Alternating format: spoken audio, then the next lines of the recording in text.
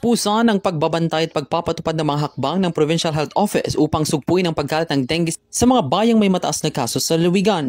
Yung unang bayan ng Rosales sa may pinakamataas na kaso ng dengue na umaabot sa mahigit 350, sinundan ng Umingan, San Manuel, Mga Taram at Asingana.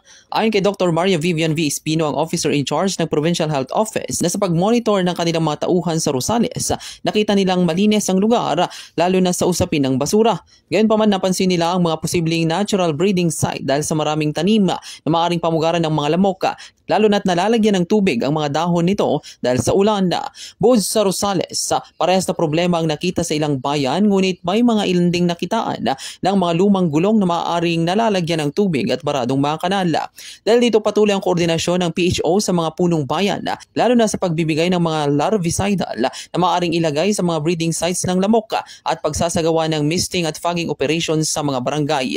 Istriktong pinapaalalahanan din ng PHO ang mga dengue team sa lugar na isagawa ang 40 gaya ng taob, taktak, tuyo at takip. Dagdag pa rito ng pagtutok sa information education campaign sa dengue prevention and control at pagsasagawa ng behavioral change communication activities. Regular din silang nag-inspeksyon sa mga lugar na posibleng pamugaran ng mga lamok tulad ng mga nakatiwangwang na lote, mga kanal at mga lalagyan ng tubig. Paalala naman ng PHO na ugaling panatiling malinis ang kapaligiran upang maging ligtas at hindi lumala ang pagkalat ng dengue sa paligid. Actually po, malinis naman po ang kapaligiran ng Rosales. Wala naman po kami nakita mga basura na madami. Pero yung nakikita din po kasi may areas po na marami po talagang plants.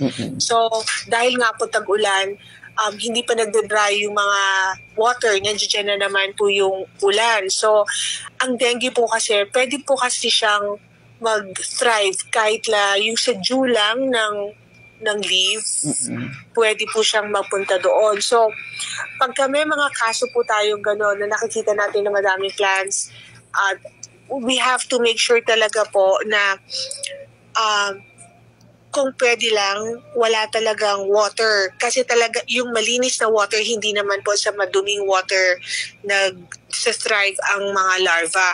So, ang ginawa po natin is, nagbigay po tayo ng mga larvicidal. We educated also the people, the core team ng kanilang dengue team in Rosales, at nag-closely monitor din po kami ng cases. Ang kanilang nakita din po namin na doon sa area po na madaming mga halaman, hindi po kasi din masyadong napapansin po kasi yun pero nung nag-ikot po yung team natin, yun po yung isa sa kanilang nakitang mga possible cases.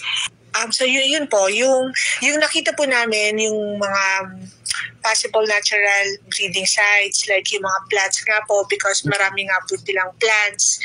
Tapos, in some areas, meron din po kasing mga old tires. Actually, hindi lang po to sa Rosales, but also in other areas po na nakita po nila nung nag-ikot po sila, yung mga old tires po talaga meron din. Tapos, in other areas, not only in Rosales, and not, of course, in Rosales, there are clogged drainages din po kasi. So, what we told po yung kanilang group that they can do, yung aming recommendation is reiteration ng strict implementation of 40s, yung tinatawag na taob, taktak, tuyo at takip. Tapos continuous IEC on dengue prevention and control. Siyempre, part of that is conduct of behavioral change communication activities. Nagbigay po tayo ng mga larvicidal at continuous po tayo nagbibigay ng mga larvicidal sa mga munisipyo para ilagay sa mga possible breeding sites. Meron din pong misting and fogging operations in barangays only for those with clustered cases. So, we are continuously monitoring po this one. Nagkaroon din po tayo ng health education on dengue prevention when we had our universal healthcare fair. Yes po, umiikot po talaga yung team on dengue po. Dahil marami din po tayo ng mga larvicidals na pwede pong ibigay talaga to prevent, especially during this time na maulan po talaga. Para sa programang Bombohan ay Big Time Patrol numero 5, Bombo Libre na kumus nag-uulat. This is Bombo Radio Philippines, the number 1 and most trusted source of news and information. Basta radyo. Bombo! Puspusan!